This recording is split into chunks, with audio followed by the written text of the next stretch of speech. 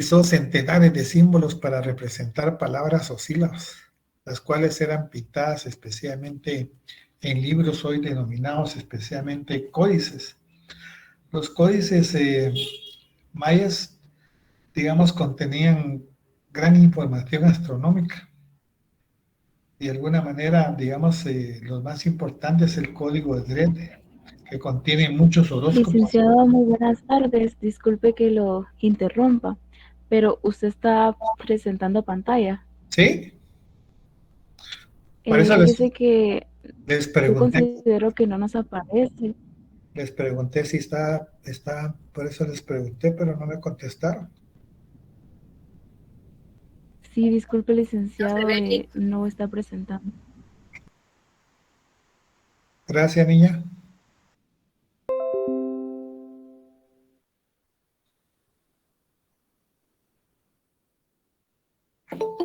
Por eso les pregunté si estaban viendo la pantalla, pero nadie me contestó, por eso fue que... ¿Ahora? Ahora sí, licenciado. Una disculpa.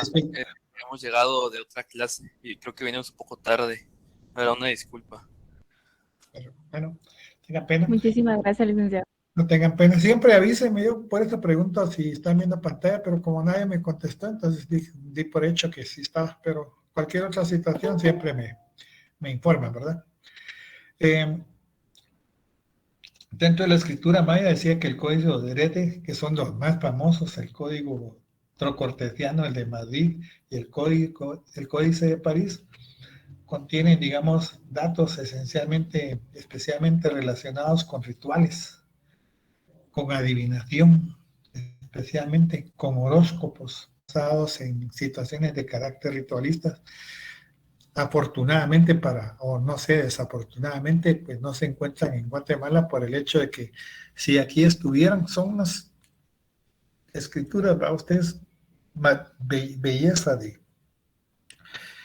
que elaboraron los mayas, pero creo que Guatemala no sé si hubiera tenido, no sé, ¿verdad? Ustedes si hubiera tenido la capacidad de cuidarlos como los cuidan otros países esencialmente, ¿verdad?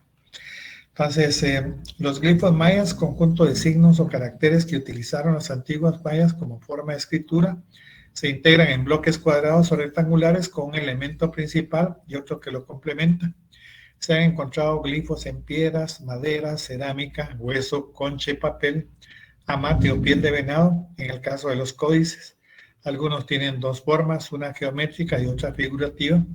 Esta última se caracteriza por la imagen de una cabeza humana o de animal que representa en ocasiones un dios, un personaje mitológico. La mayoría de glifos ya descifrados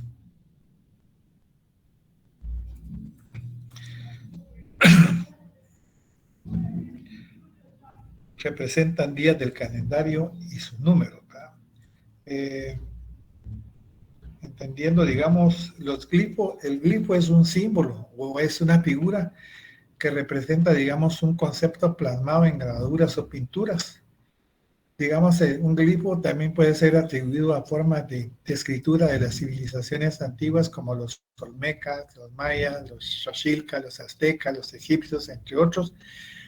Y glifo tiene su origen especialmente en que significa tallar o esculpir sobre una especie determinada. Aquí podemos observar algunos elementos que contiene algunos glifos esculpidos especialmente en madera. Como les digo, este códice, digamos, es trocortetiano. Tiene información sobre predicciones y costumbres de los sacerdotes mayas, pero es bellísimo. Este es un códice impresionante y aquí lo que hay son unas copias nada más, pero precisamente por el hecho de que en Guatemala hubo por los años 60 más o menos, por eso o antes, digamos, casi todos los descubrimientos, especialmente en las situaciones arqueológicas, han sido hechas o patrocinadas especialmente por instituciones internacionales, ¿verdad? Ustedes por lo caro que resulta.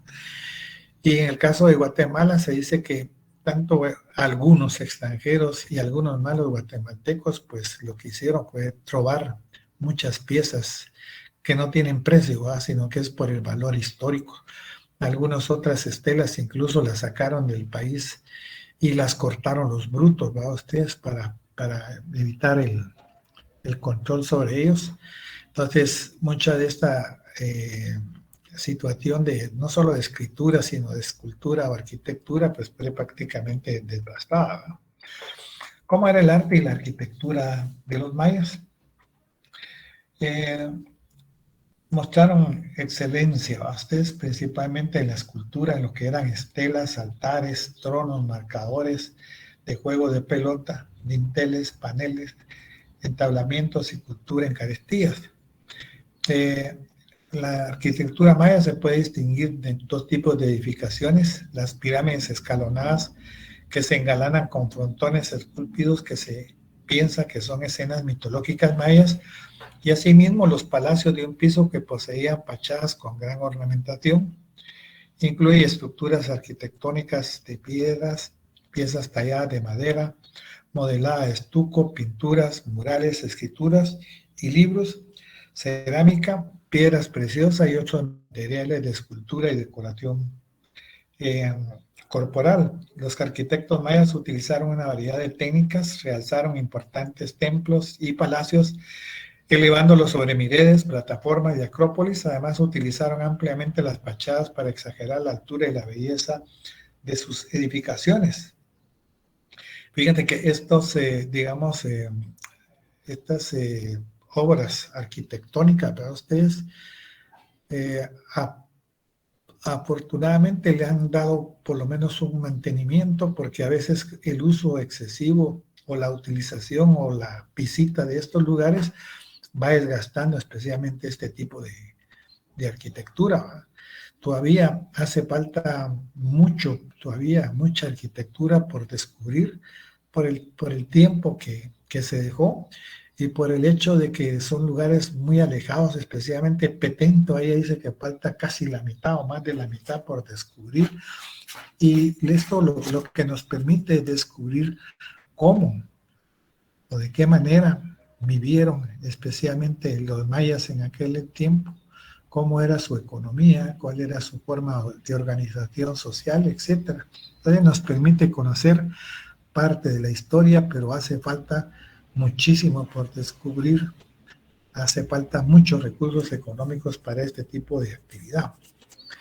Después tenemos la pintura maya policromada. Se aprecia tanto en vasijas y platos de cerámica como códices y murales, y representa gobernantes individuales, figuras de la nobleza, sacerdotes, etc. Ustedes,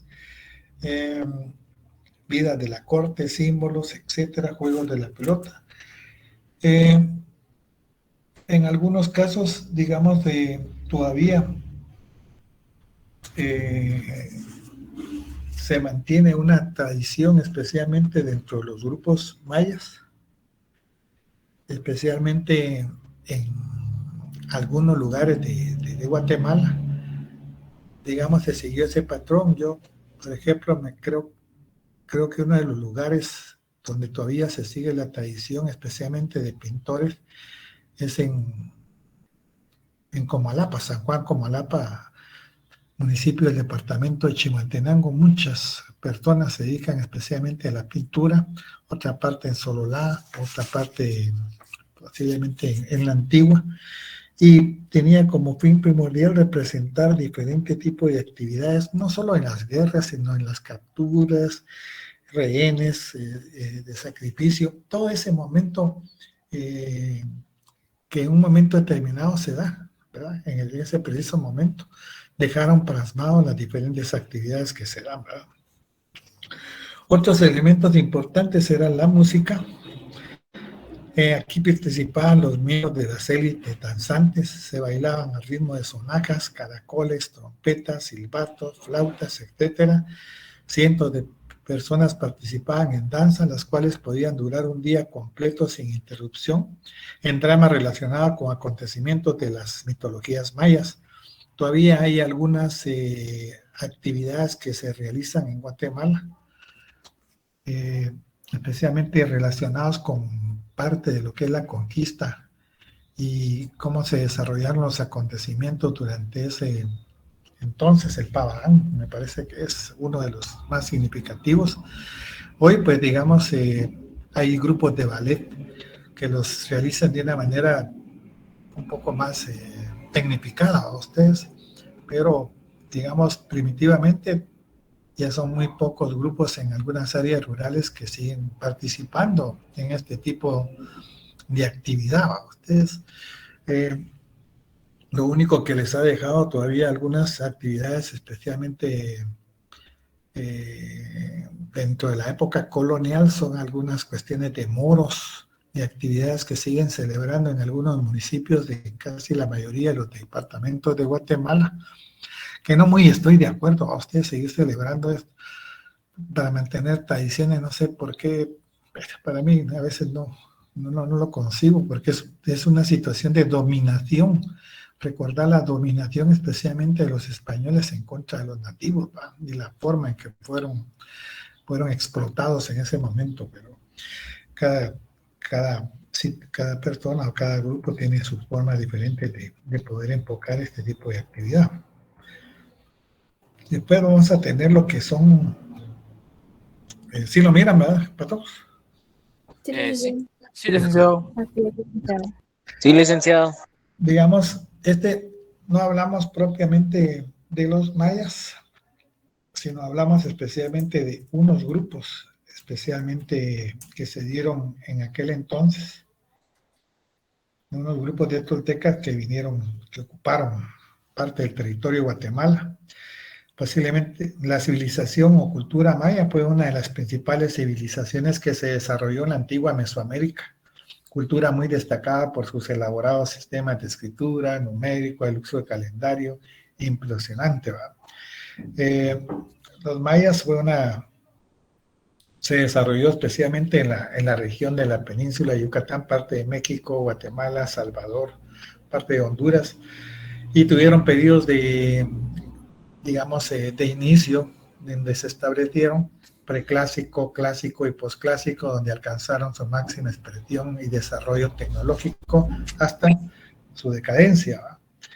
El origen de la cultura maya, pues surgieron en la región de Soconusco, Chiapas, Guatemala, hace aproximadamente 2000 años antes de Cristo. Destacan, digamos, algunas ciudades como El Mirador y Tikal en Guatemala, en México algunas como Calakmul, que rivalizó por mucho tiempo con Tikal por la supremacía en la región.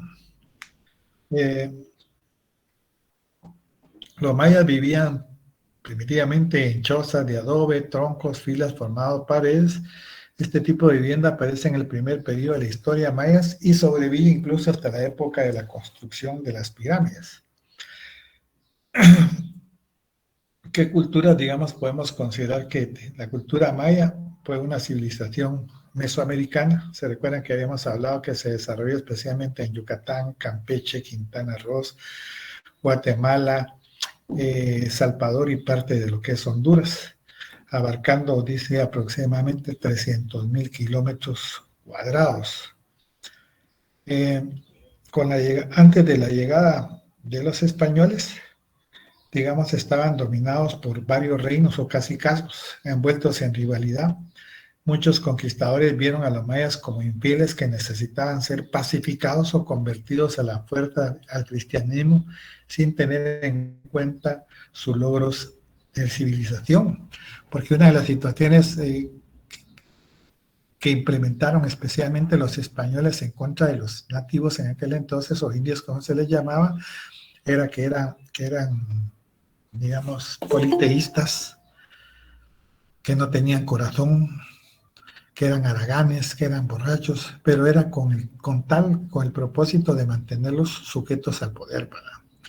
Entonces, de estos grupos existieron, digamos, de mayas establecidos, por lo menos en Guatemala, algunos como los pocomanes, algunos otros como los ixiles, los tojobales, los lacandones en lo que es la parte de Chiapas.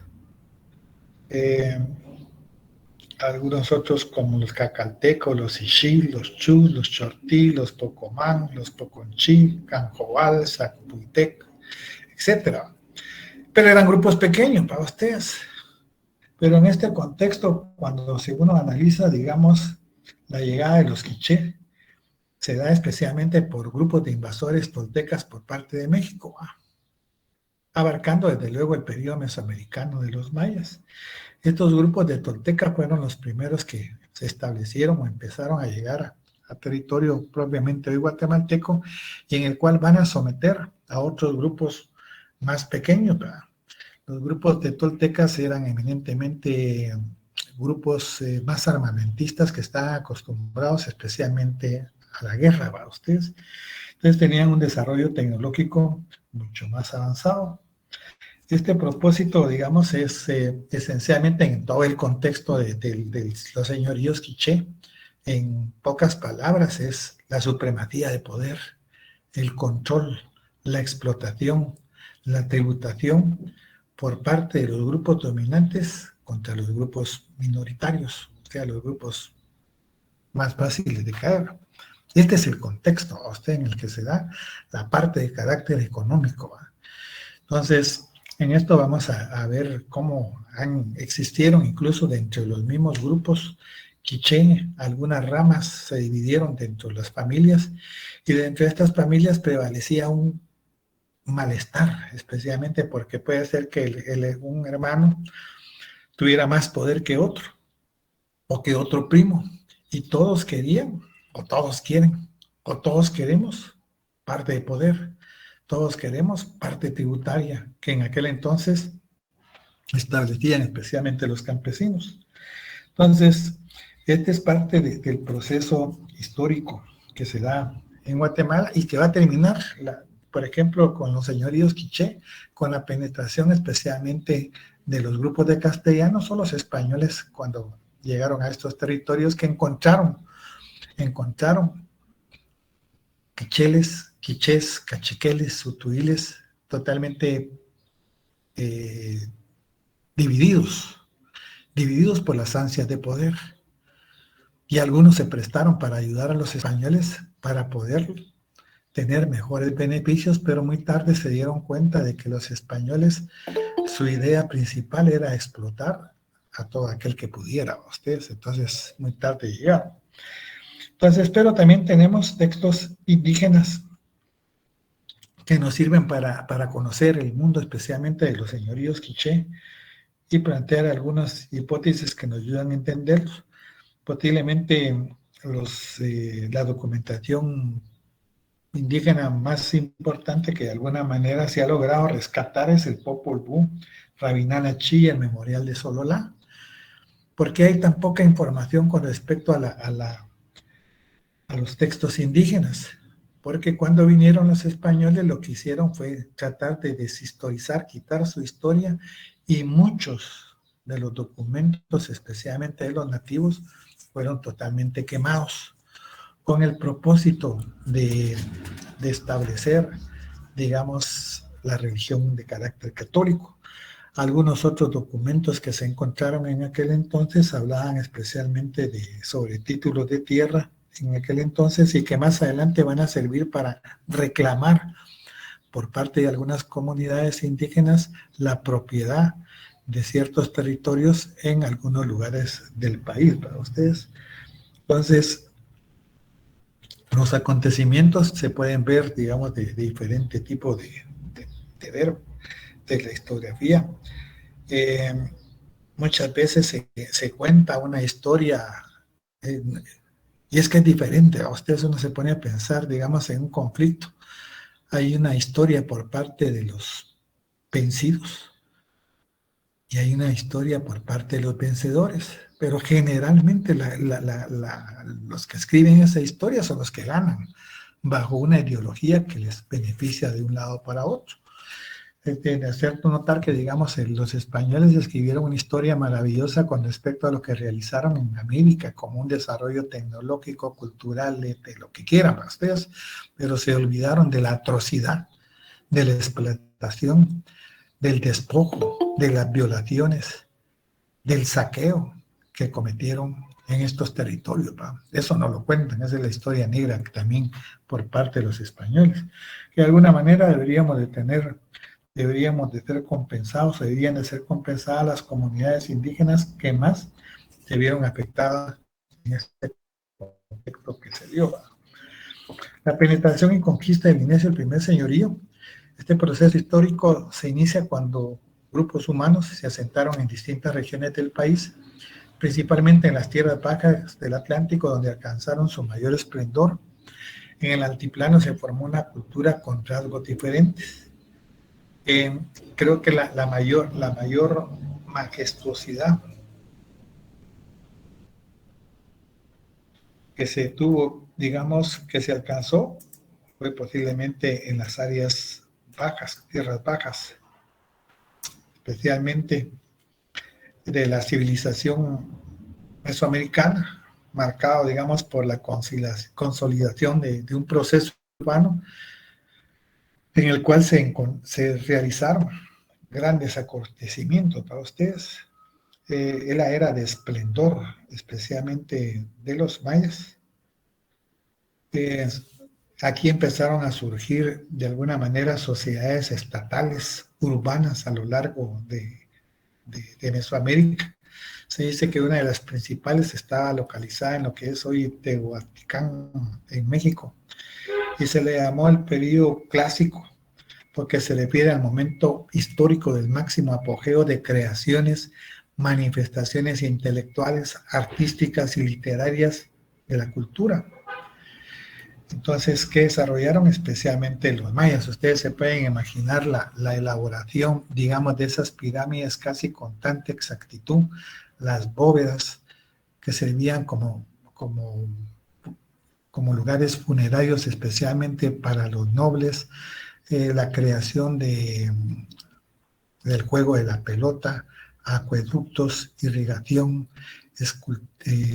arquitectura, eran grandiosos para ustedes estudiar la astrología en aquel entonces, poder predecir eclipses, llevar los días especialmente para poder sembrar, etcétera. A ustedes fue un momento grandioso que tuvieron las sociedades y que de alguna manera permitió su desarrollo de carácter intelectual, no como lo hacen ver algunos, o nos hacían ver en algunas épocas, digamos, tomando en cuenta que los mayas, porque todavía existe una discriminación y racismo con respecto a los grupos mayas. Para ustedes se les considera no somos iguales, que es diferente tipo de color, que son más tontos, una serie de argumentos totalmente negativos que al final pues no conllevan a nada.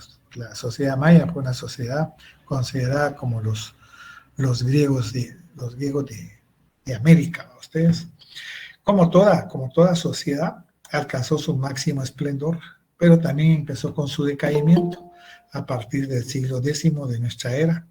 Se dice, la teoría que más comúnmente se tiene, es que el colapso maya sufrió se dio especialmente por las sublevaciones que se dieron entre los diferentes sectores sociales, especialmente de carácter familiar. En este contexto dejó o cesó el desarrollo material en los grandes centros urbanos y muchos de estos grupos, digamos,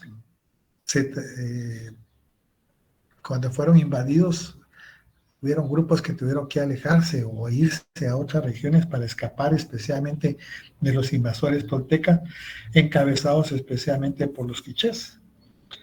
Se dice que no eran grupos muy numerosos, pero sí dados a la guerra con una religión que servía para aterrorizar a los pueblos y que eran grandes codiciadores especialmente de riquezas. De esta manera es como uno puede establecer, digamos, qué es lo que buscaban, especialmente estos grupos de toltecas, quichés, quechiqueles, especialmente en estos territorios. Y la verdad que lo que buscaban no era más que obtener tributos, piedras preciosas, plumas verdes, azules, etcétera, con el propósito de de que la gente que era sometida especialmente o que era derrotada, trabajara para ellos, para ustedes. Su propósito no era matarlos, su propósito era que se convirtieran en tributarios. Por eso se dice que es una sociedad despótico-tributario, porque la gente común o la gente que era derrotada, pues se les dejaba sus propiedades en la agricultura para que pudieran sobrevivir, pero al mismo tiempo tenían que pagar cierto tributo. Generalmente era en especie o trabajos, oficios domésticos o en la elaboración especialmente de ciertas actividades de infraestructura. Después, este era el propósito fundamental para ustedes, que se dio en un primer momento, aunque los invasores argumentaban que no era precisamente por eso el propósito de generar o de hacerse de riqueza, sino era porque, digamos, estas personas eran malas, que incitaban a la discordia, que eran falsos de corazón, envidiosos y tiranos. Era una justificación que no se daba en aquel entonces, ¿verdad? Entonces, la religión también se daba una situación de temor dentro de la población, porque muchos de estos habitantes, según el Popol Vuh, digamos, a veces cuando algunos de estos, para crear temor dentro de la población, lo que hacían era que los desaparecían, o cuando iban por caminos, los desaparecían y los mataban, o los raptaban, los raptaban, y muchas veces eran sacrificados al dios Togil, el dios de la guerra, para ustedes. Entonces esto creaba entre la población temor para ustedes, y a estas alturas en Guatemala en el siglo XXI un rapto, un asesinato, un secuestro produce temor. Ustedes se pueden imaginar en aquel tiempo también todo se da de esta misma situación. Y se dice que de alguna manera más tarde estos pequeños grupos que se formaron en Guatemala, pequeños, trataron de unificarse, trataron de luchar en contra de los quichés y cachiqueles, pero muy tarde lo hicieron. Para ustedes ya, digamos, avanzado algún tiempo de establecimiento, especialmente de estos grupos, lo que hicieron fue se asentaron en lugares, digamos, bien defendidos en las montañas, y contaban con mejores armas. Y causándoles temor, después estos mismos grupos les dijeron que, digamos, la derrota de ellos había sido especialmente por parte de los dioses toltecas, que sea para que siguieran este tipo de situación. El proceso de conquista lo relatan algunos textos como el Popol Vuh o Título de los Señores de Totonicapán, y dicha conquista se dice que fue totalmente planificada, y el motivo siempre va a ser la riqueza y el poder, ¿verdad? Y eso en la historia nos lo va a marcar siempre a ustedes. No podemos decir que el descubrimiento y conquista de los españoles fue por venir e implementar lo que era la religión, ¿verdad? Eso era una excusa más. Era poder obtener unas mejores condiciones comerciales para ustedes, buscar riquezas, oro, plata, etcétera, a ustedes, y como complemento pues se podía hablar de lo que era la parte de carácter religioso, pero en el fondo es el poder y la hegemonía, el control especialmente de poblaciones que puedan servir a los intereses propiamente de las personas, ¿verdad? Entonces, esto dentro de la página 32 no nos da más que cómo eran las cuestiones de tributos que se tenían que pagar especialmente a los ganadores, ¿verdad? Otro elemento importante: los pueblos tarde se organizaron para poder luchar contra un enemigo en común, que eran los invasores, pero ya no se pudo. Los invasores ya se habían preparado estratégicamente bien. Se dice que las armas pudieron haber influido en su derrota, así como el aspecto de carácter religioso. El grupo primario tolteca, conformado por los quichés, fueron los primeros en formar un señorío.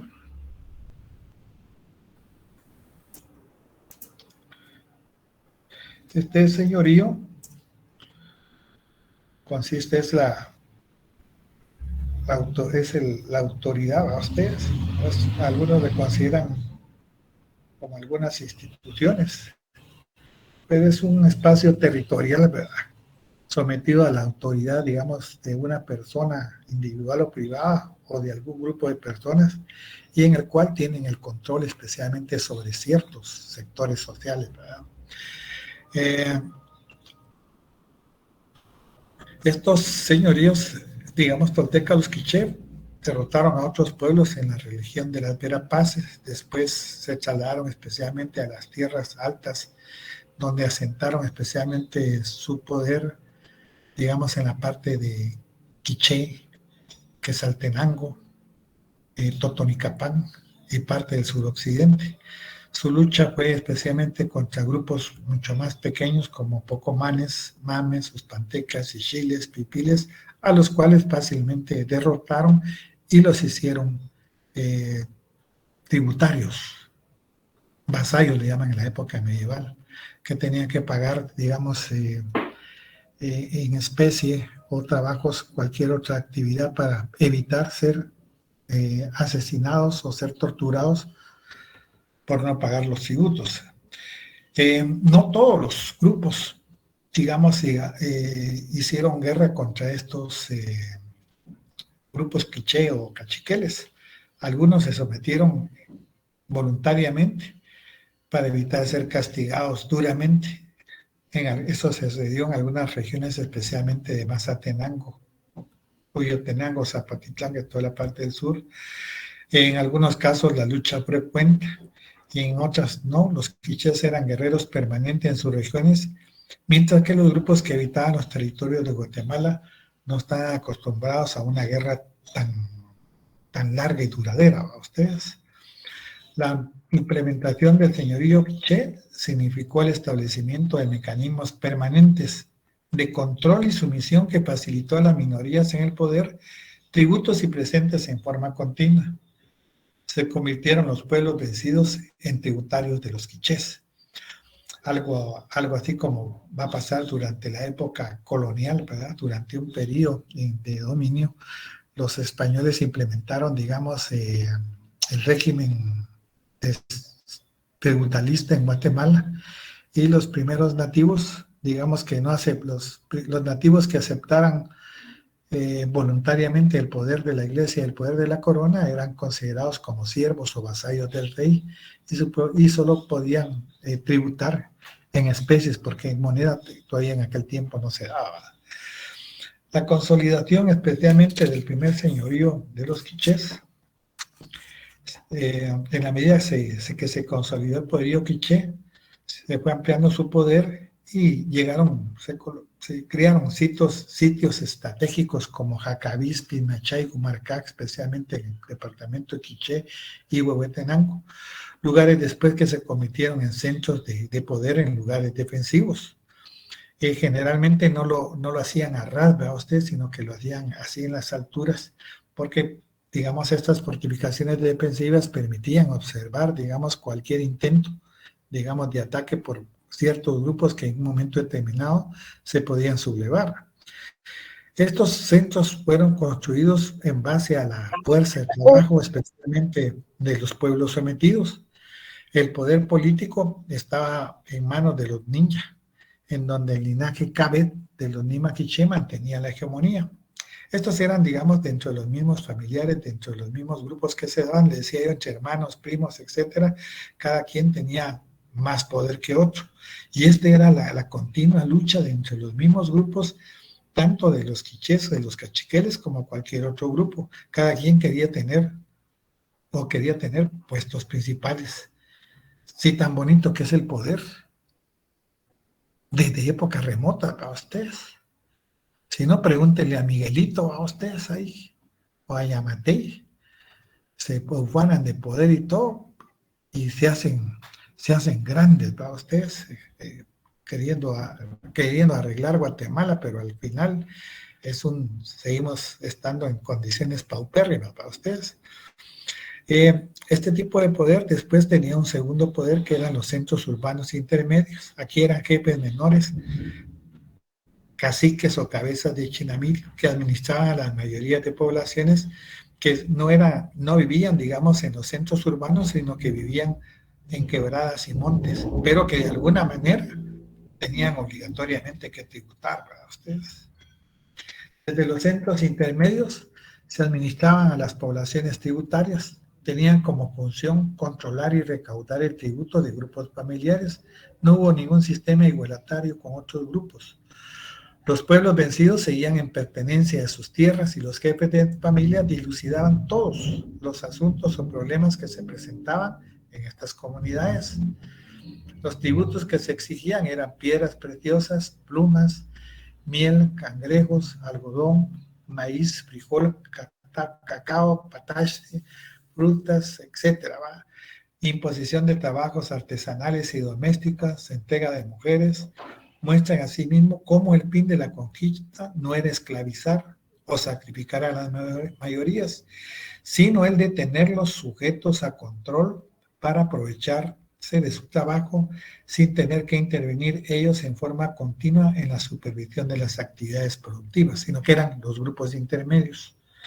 Fue el trabajo de las comunidades que permitió el engrandecimiento de las minorías. Existían centros de actividad económica, comercial, pero únicamente tenían acceso, digamos, la clase alta, aquellos que tenían la posibilidad económica de intercambiar.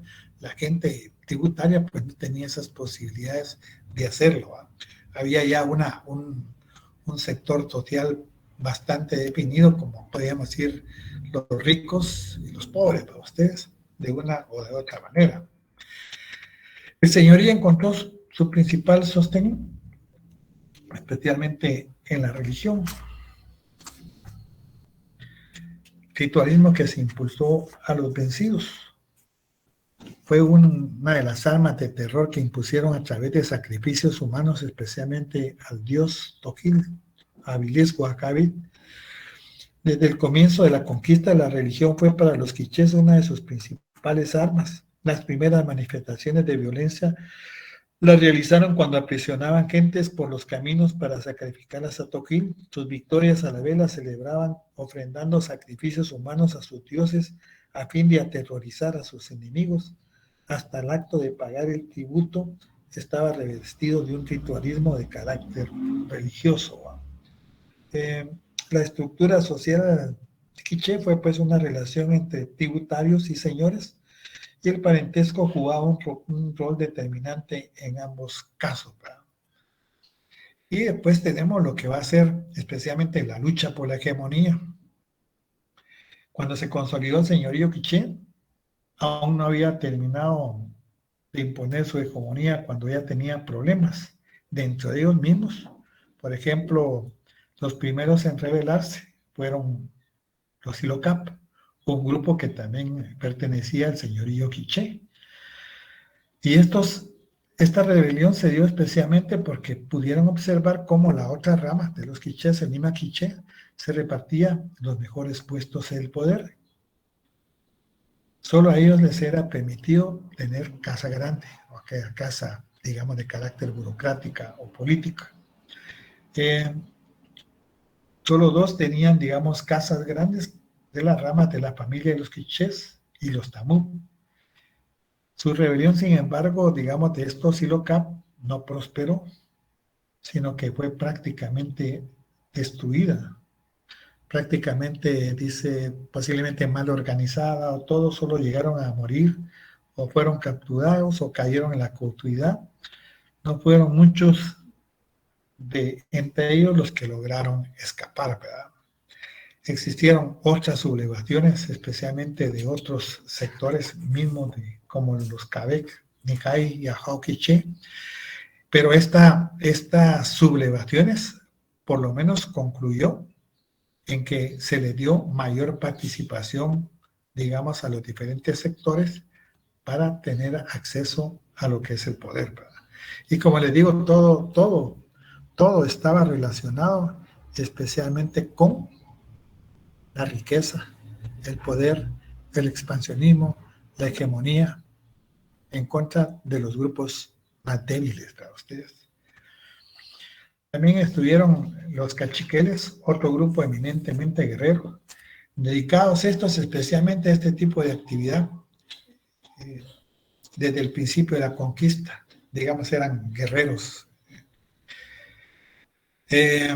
fueron sus méritos o victorias los que le dieron a engrandecer y asentarse en Gumarcaj, pues muchas veces sirvieron como soldados a la defensa del señorío quiché, pero también se sublevaron. Y entonces estos grupos de caciqueles, digamos, se independizaron y empezaron a someter otros grupos también pequeños como pocomanes y sutuiles, siempre con el ansia de poder y engrandecimiento. Esto conllevó, digamos, a una ruptura de diferentes grupos de toltecas y se conformaron grupos como los quiché, los caciqueles y los sutuiles. Los tres mantuvieron una constante lucha, especialmente por el poder, eran grandes en mantenido. Y la idea más importante era mantener la explotación tributaria en las comunidades agrarias. Pero las comunidades agrarias eran aquellos poblados que iban derrotando a ustedes o que podían quitarle a cualquiera de ellos dentro de la lucha que se da. Todo era tributo, todo era riqueza, todo era poder, ¿verdad? El final de los señoríos quichés, estos tres señoríos que luchaban constantemente y permanentemente, entre ellos era con el fin de obtener mejores tributos. Las luchas eran en los centros urbanos de la población que ahí vivían. La población, digamos, agraria, pues no intervenía en estos asuntos de la lucha de poder entre las élites para ustedes, sino que es hasta más adelante cuando de alguna manera se revierten, o sea, se sublevan un poco, especialmente por la dominación a que son objetos, así como también por la de los españoles más adelante. Los señoríos quichés, digamos, con la llegada de los españoles, casi no pusieron resistencia a ustedes. Estaban muy debilitados por las continuas luchas internas y de alguna manera incluso los grupos de los caciqueles ayudaron o participaron con los españoles para derrotar a los quichés. Lo que no previeron los caciqueles es que más adelante ellos mismos iban a sufrir las consecuencias o la violencia establecida especialmente por los españoles como tributarios, ¿verdad? Los señoríos quiché dominó gran parte del altiplano guatemalteco, pero no existió una unidad o único señorío. El señorío quiché estaba dividido en 3 ramas, Nima quiché, Tamut e Ilocap. La primera, Nima quiché, fue la que controló propiamente el poder. Sin embargo, en el altiplano guatemalteco no solo existió el señorío quiché, sino además también existieron los caciqueles y sutuiles. Y se decía que solo los de linaje, especialmente de la nobleza cabec, tenían derecho a puesto de honor, ¿verdad? La mayoría de los textos indígenas fueron escritos con el propósito de alegar ante la audiencia méritos antiguos y de derecho a jurisdicciones de carácter territorial. Algo que es muy importante con la llegada de los españoles, se establece lo que van a ser los pueblos de indios. Los pueblos de indios, su valor más importante es mantenerlos unidos.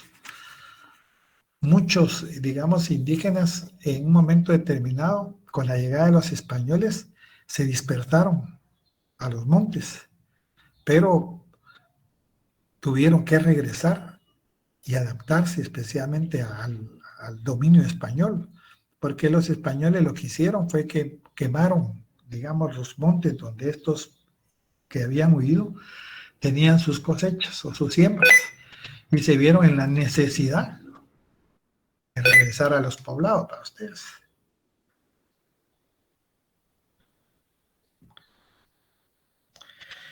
Entonces la idea fundamental era, uno, mantener el pueblo de indios unido, tener control sobre ellos. Otro elemento importante, estando el pueblo conjuntado, les permitía poder cobrar más fácilmente los tributos. Y un tercer elemento importante que se da en aquel entonces es que también juntos estos pueblos tributarios permitían la evangelización de estos grupos, ¿verdad? Entonces, esto fue especialmente lo que se estableció en los pueblos de indios. En conclusiones, el surgimiento de los señoríos quichés no fue otra cosa que el establecimiento en el altiplano guatemalteco de estructuras despótico-tributarias. Con la conquista de los españoles, se transforman las condiciones de ciudad-campo con la propiedad privada de la tierra, disminuyendo consecuentemente las tierras para el común de las gentes y la obligación de los naturales a trabajar en las tierras de los dueños, de los nuevos dueños, exceptuando los principales. Para ustedes, digamos, los nobles que en un momento determinado tuvieron cierto poder dentro de las comunidades indígenas, los tomaban como no tenían que tributar, sino que prácticamente estaban al servicio de los españoles, eran el enlace, ¿va ustedes? Entonces les permitían mayores libertades, digamos, a los nobles en aquel tiempo. Con los señoríos quiché desaparecen y se inicia el proceso histórico de lo que va a ser la patria del criollo, ¿va? Un libro de don Severo Martínez Peláez que narra la historia especialmente de los grupos mayas en aquel entonces y cómo se va a establecer especialmente los grupos de los criollos en Guatemala, su performance, sus situaciones de carácter económico, político y social, ¿verdad? Entonces, este es el tema del día de hoy, para todos, y si la suerte nos lo permite, las condiciones o el tiempo, o Dios, lo que ustedes quieran, el próximo día estaremos viendo el carácter del descubrimiento de América. Así que muchas gracias por su atención y Dios primero, nos vemos la próxima semana. Feliz tarde, licenciado. Bueno. Feliz tarde, licenciado. Muchas gracias, licenciado. Tengo una pregunta. ¿Sí, Gerardo? Acerca de que si yo podría ver, anteriormente estaba explicando lo que eran la escultura maya en matemáticas y también tenía una diapositiva que no mostró anterior a la escritura. ¿Podría enseñarlo, por favor? ¿Del primer tema o del segundo? Del primer tema. Estábamos, cuando yo entré estaban hablando de la cultura maya vigesimal, bueno, en numeración matemática. Ya. Esa, entonces, yo creo que estaba anterior a escritura. Esa.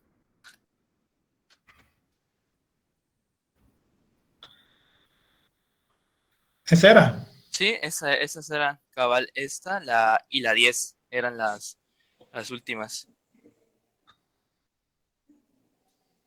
Ahí estamos. Sí, ahí estamos. Muchas gracias. Cabal está viendo matemática y astronomía. Muy bien, jóvenes, no tenga pena. Que tengan muy buen día entonces, cuídense mucho. Igualmente.